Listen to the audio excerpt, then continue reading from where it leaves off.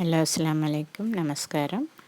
இன்றைக்கி உப்புட்டு செய்கிறது காமிக்கிறேன். இப்போ 1½ கரண்டி நான் கடலைப்பருப்பு எடுத்துருக்கிறேன். ஊற வைக்க வேண்டாம், ஜஸ்ட்டு கழுகிட்டு டைரெக்டாக குக்கரில் போட்டுக்கோங்க. கொஞ்சமாக தண்ணி ஊற்று, ரொம்ப தண்ணி ஊற்றக்கூடாது, ரொம்ப வேகவும் கூடாது. இப்போ அது மூழ்கிற அளவுக்கு ஊற்றுனீங்கன்னா போதும். ஊற்றிட்டு அது வேக வச்சுருங்க. க்ளோஸ் பண்ணிவிட்டு இதை மைதா ஒரு 2 கரண்டி இல்லாட்டி 4 கரண்டி எடுத்துக்கோங்க. அது உங்கள் அந்த மிக்ஸை பொறுத்து இருக்குது. இப்போ அதில் கொஞ்சம் உப்பு, அப்புறம் கொஞ்சம் மஞ்சத்தூள், அப்புறம் தண்ணி போட்டு கலக்கிக்கோங்க. நல்லா கொல கொலன்னு இது சப்பாத்தி மாவு மாதிரி டைட்டாக இருக்கக்கூடாது, கொஞ்சம் லூஸாக மிக்ஸ் பண்ணணும். அப்புறம் இது குக்கரில் ஒரு 4 விசில் விட்ருங்க. விட்டுட்டு ஆஃப் பண்ணிடுங்க. இப்போ இது மைதா மாவு இப்போ இந்த பதத்தில் தான் இருக்கணும், கையில் ஒட்டுற மாதிரி பிசு பிசுன்னு இருக்கணும். அந்த மாதிரி கொஞ்சம் மஞ்சத்தூளும் போட்டுட்டு தான் பிசையணும். பிசைஞ்சு அப்படியே வச்சுருங்க. வச்ச பிறகு அந்த குக்கர் இப்போ நம்ம ஓப்பன் பண்ணி பார்ப்போம். பாருங்கள், இப்படி தான் உடையணும்.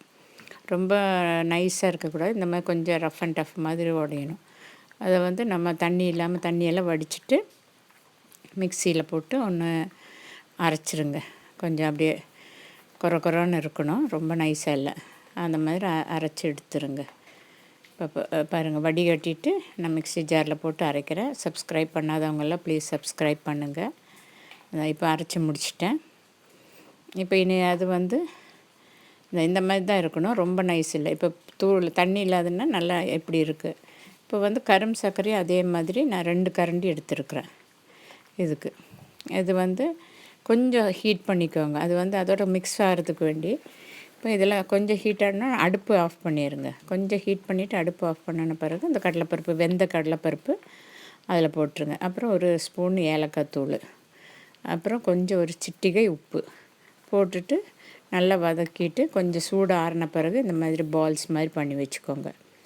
அதுக்கப்புறம் நம்ம அந்த மைதா மாவு மிக்ஸ் பண்ணியிருக்கிறோம் இல்லையா, அது இது ஆயிலு, ஒரு எண்ணெய் கவர் எடுத்து அதில் எண்ணெயை தடவிட்டு அப்போ நம்ம கையில் கொஞ்சம் நல்லா டிப் பண்ணிக்கோங்க. ஆயிலை டிப் பண்ணி இப்படி கொஞ்சம் ஒரு அளவுக்கு இத்தினோண்டு சின்ன உருட்டையாட்டம் எடுத்துகிட்டு நல்லா ப்ரெஸ் பண்ணிவிட்டு அந்த லட்டு மாதிரி பண்ணி வச்சோமில்ல, அந்த இதில் கடலைப்பருப்பு கரும் சர்க்கரையில் அதில் அது இதுக்குள்ளார வைங்க.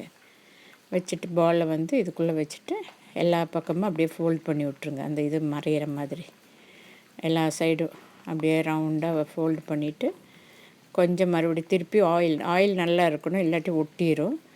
ஆயில் நல்லா அப்ளை பண்ணிவிட்டு அதுக்கப்புறம் கொஞ்சம் ப்ரெஸ் பண்ணிடுங்க. அப்படியே நல்லா ப்ரெஸ் பண்ணிவிட்டு அந்த சைடு திருப்பி போட்டு திருப்பி ஆயில் நல்லா தேய்ச்சிக்கோங்க.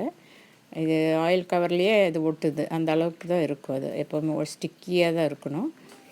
அப்போ இப்படியே பார்த்திங்களா நல்லா அமுத்தி விட்டுட்டு சின்ன பூரி மாதிரி அந்த சைஸ் அளவுக்கு இது பண்ணிக்கோங்க. பண்ணிவிட்டு ஒரு தோசைக்கல்லில் சூடானோன்னு கொஞ்சம் எண்ணெயை போட்டுட்டு அந்த இது ப்ரெஸ் பண்ணி வச்சுருக்குறோம்ல அந்த ஒப்புட்டு, இது ஒப்புட்டுன்னு சொல்லுவாங்க, போலின்னு சொல்லுவாங்க. இப்போ இது பாருங்கள், இன்னொன்று செஞ்சு காமிக்கிறேன். இப்படி மடித்து மறுபடியும் ப்ரெஸ் பண்ணிக்கோங்க.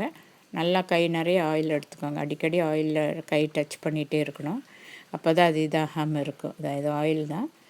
அப்படி பண்ணி நல்லா ஃப்ளாட் பண்ணிவிட்டு அந்த தோசைக்கல்லில் போட்டுருங்க. போட்டு கொஞ்சம் எண்ணெய் ஊற்றி 2 சைடும் ஃப்ரை பண்ணுற மாதிரி ஃப்ரை பண்ணி எடுத்துருங்க. இப்போ போட்டாச்சு, ஒன்று போட்டிருக்குறேன். இப்போ இது ரெண்டாவது போட போகிறேன். பார்த்திங்களா, திருப்பி போட்டால் இப்படி நல்லா சூப்பராக இருக்கும். அப்படியே பார்த்திங்களா எல்லாம் வெந்துருச்சு. அந்த மேலே இருக்கிற மைதா மட்டும், உள்ளே இருக்கிறதெல்லாம் வெந்திருக்கு. இப்போ 2வது போட்டுட்டேன். போட்டு அப்புறம் மறுபடியும் கொஞ்சம் ஆயில் ஊற்றி நல்லா கொஞ்சம் ப்ரௌன் ஆகணும். அதை இது ப்ரௌன் தெரியறது நம்ம கரும் சர்க்கரை போட்ட அந்த இது தான், அந்தோட ப்ரௌன் கலர் தான்.